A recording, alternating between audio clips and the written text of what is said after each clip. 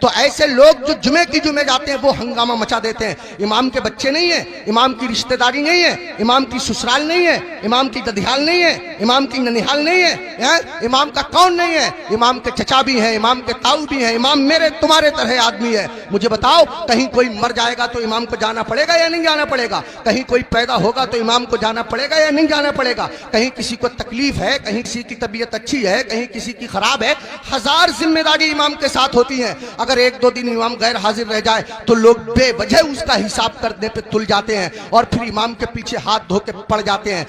اماموں کی تنخواہ بڑھاؤ. اب ایک دم تو بڑھا نہیں سکتے, میں ایک ترکیب بتاتا ہوں اور پھر حضرت مفتی صاحب کو آواز دیتا ہوں. ترکیب یہ ہے کہ جب جمعے کے دن امام صاحب خطبہ پڑھتے ہیں, مطلب تقریر کرتے ہیں یا نعت شریف پڑھتے ہیں, مسجد میں جتنے لوگ جاتے ہیں اگر صرف 10 روپے سے امام صاحب کا مسافہ کر دیں گے تو قسم خدا کی آپ کے پاس سے 10 روپے جائیں گے, میری مسجد کے امام صاحب کے پاس ہزاروں روپے اکٹھے ہو جائیں گے. امام صاحب کے بچے کھائیں گے, ان کے دل سے دعا نکلے گی.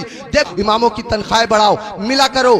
میں کہنا یہ چاہتا ہوں, اتنا بڑا امام, کبھی تم نے سوچا تم لوگ اپنے بستر پہ سوتے رہتے ہو فجر کی نماز کے وقت, تمہارا امام تمہاری بستی کی مسجد کے مصلی پہ بیٹھ کے تمہارے لیے دعا کر رہا ہوتا ہے, یا اللہ میری بستی پہ کرم فرما, یا اللہ اس بستی پہ رحم فرما, لوگوں کے کاروبار میں برکت عطا فرما, عزت کی حفاظت فرما, دولت کی حفاظت فرما, آبرو کی حفاظت فرما, اور تم اسی امام کے پیچھے پڑے رہتے ہو جو تمہارے لیے دعائیں کرتا رہتا ہے. ایک آدمی پڑا رہتا تھا بہت امام کے پیچھے, ایک دن پکڑ لیا امام صاحب نے, ابے فجر کی نماز پڑھی ہے؟ بولا بالکل پڑھی ہے. امام صاحب بولے کیا رکعتیں پڑھی ہیں؟ بولا 10. کا فجر میں 10 ہو گئے رے؟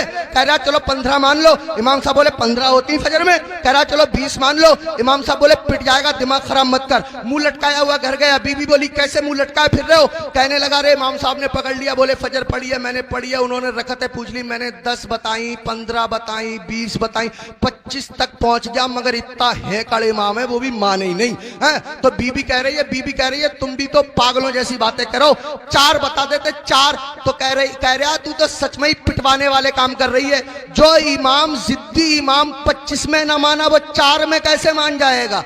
25 میں مانا نہیں, 4 میں مان جائے گا. پٹوانے والے کام کر رہی ہے. اماموں کے قریب آؤ, امام کرو, اپنی مسجد کے اماموں کو حج کراؤ, عمرے کے لیے بھیجو, سب مل کر کے کوشش کرو, تو کوئی کر رہا کام نہیں ہے. میں نے بہت قیمتی وقت لے لیا, آپ سے بھی میں معافی چاہتا ہوں اور مفتی صاحب سے بھی میں معافی چاہتا ہوں, ممبر شریف پہ بیٹھے ہوئے تمام لوگوں سے میں معافی چاہتا ہوں. میرے دل کی تمنا تھی, میری آرزو تھی, اماموں کے بڑے برے حالات لوگوں نے بنا دیے. یہی وجہ ہے ہمارے 50% مولویوں نے اپنا کاروبار شروع کر دیا, امامتیں چھوڑ دی, اور اماموں کے ساتھ ایسے ہی رویہ رہا تو قسم خدا کی تم لوگوں کے بچوں کو اللہ و رسول کا نام سکھانے والے لوگ ملنا مشکل ہو جائیں گے. ایسی حالتیں پیدا